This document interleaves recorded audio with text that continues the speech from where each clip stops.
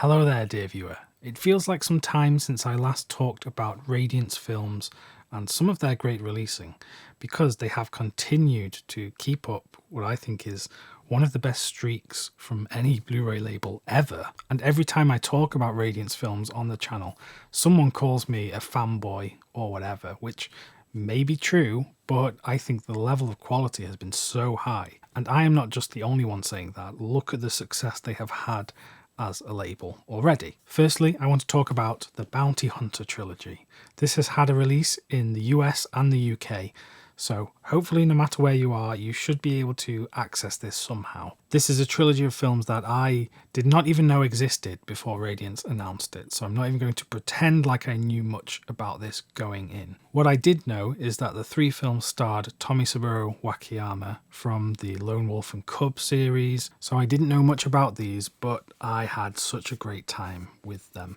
Particularly the first film. The first film, in my opinion, is the best of the lot. Wakayama plays the same character in all three films, and in the first one, Killer's Mission, he is tasked with disrupting the plans of the Emperor's enemies, because the Dutch have brought guns to Japan and they didn't arrange a deal with the Emperor, so rather than going home, they've started to meet with some of the other clan leaders in Japan. Now, the mention of guns in samurai action films is not something that you would normally think of, and the film is very playful.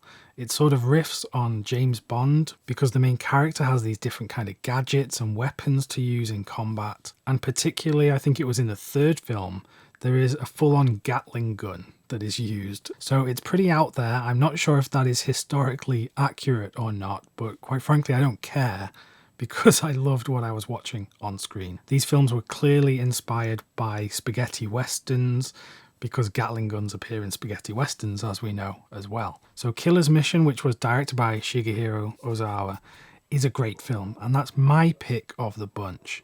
I think the reason it drops off in the second one, which is The Fort of Death, directed by Eiichi Kudo, I think it's because that film is played a bit more seriously, and it loses some of the more fun aspects that the first film had. Ozawa actually comes back for the third film, which is called 8 Men to Kill, but I think by that time perhaps the magic has kind of been lost and they weren't able to recapture what occurred in the first film. So that's just my take on the three films. I'm sure some people might prefer the second film over the first and the third because it is a bit more serious. In terms of the box set package, you get the three films across two cases. The first film, Killer's Mission, has its own case because I get the impression this is the main event of the box set. It's the only one of the three films in the set that has an audio commentary from Tom Mess, and inside this case is where you will find the booklet. In the booklet there is some new writing along with some archival writings, including a piece from Kinji Fukasaku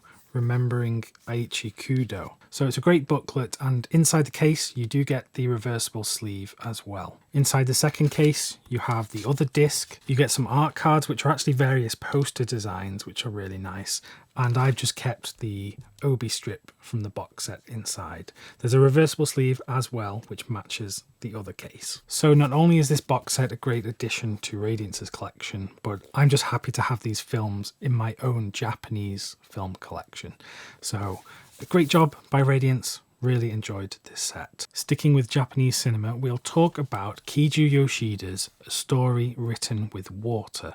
This is spy number 45 from Radiance. This one is a Region B release only, and it tells the story of a young man who is torn between the love of his partner and the love of his mother. I haven't seen many of Yoshida's other works, but I do know that he focuses a lot on relationships and love and eroticism, and this film really does go to some psychologically difficult places, some taboo places, and this is all set with this very loose narrative structure, a very experimental musical score that's used. So that's all to say that this is not just a classical depiction of romance in Japanese cinema. This is quite out there, and therefore this won't necessarily be everyone's cup of tea.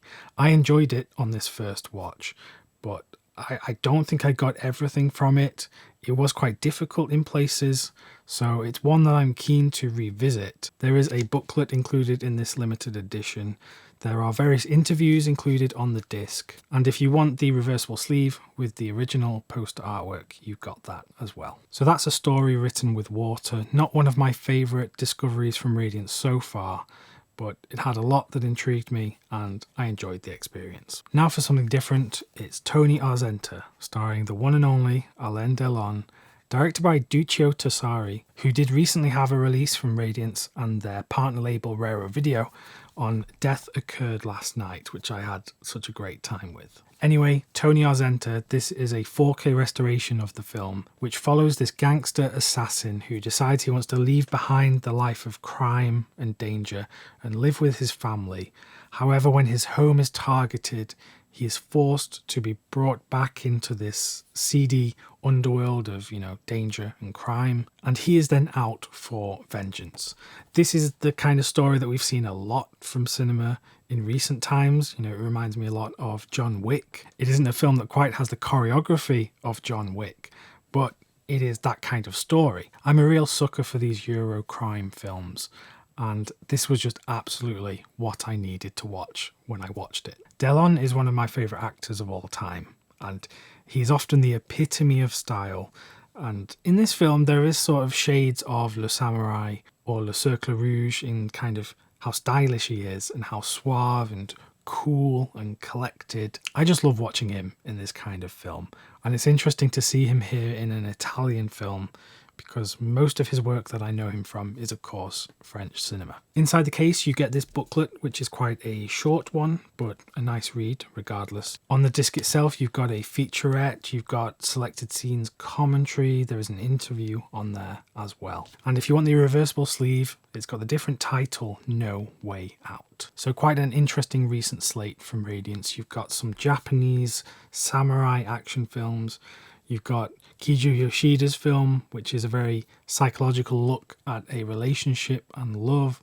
And then you've got Tony Arzenta, which is a Eurocrime revenge story. If you'd like to purchase any of these discs and help support the channel, I'll include some links in the description of this video, which if you use them, it helps support the channel at no additional cost to you. So thanks very much. If you'd like some more recommendations from me, just click the video that's presented on screen right now.